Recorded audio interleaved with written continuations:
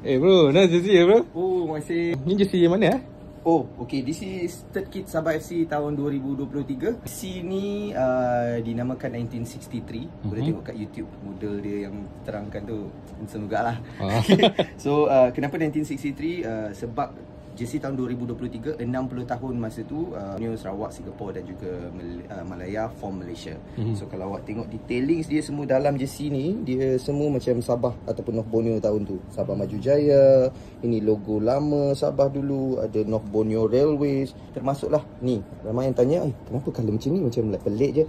Ini bendera lama Sabah in the 70s. Oh, ni bendera lama Sabah. Betul. This jersey is the first in Southeast Asia three-ways collaboration between PMC, dan Sabah FC sendiri. This jersey is close to my heart sebab saya dulu head of media dan marketing Sabah FC. Saya bagi idea tu lah, apa kata kita buat 1963. Dan then the designer, Lotto punya designer, PMC designer, they work together. Dan cerita dia mulanya untuk dapat idea collaboration tu saya DM je PMC. Berminat tak nak ni.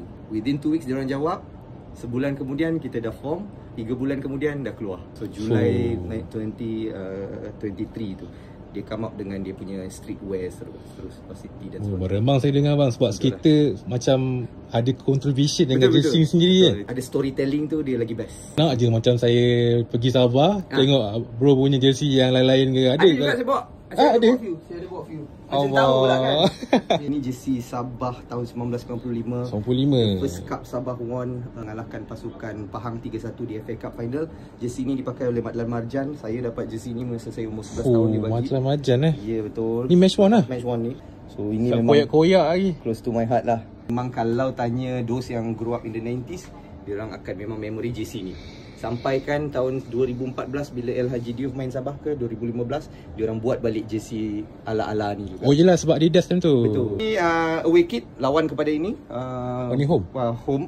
Ini home, ini away. Oh ni away. Ini ada nama Matlan kat sini, tapi ini bukan match one lah. Ini third kit tahun 2022 kita panggil Crash. Kita pakai logo kedua Sabah. Crash kenapa? A group of rhinos dipanggil Crash. This is for the first time pasukan daripada Malaysia layak ke AFC untuk bola sepak Women's Champions League tahun lepas. So saya tahu sebab saya follow Steffi. So Intan, Steffi. Intan Sera. So you very close with the player?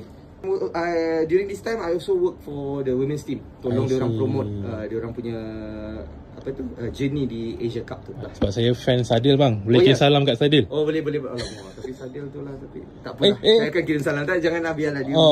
Okay, thank you bang. Terima kasih. Tapi ni bang, kalau saya nak, boleh saya beli? Ambil lah. Thank you. Okay, thank you so much. Alright. Ngam.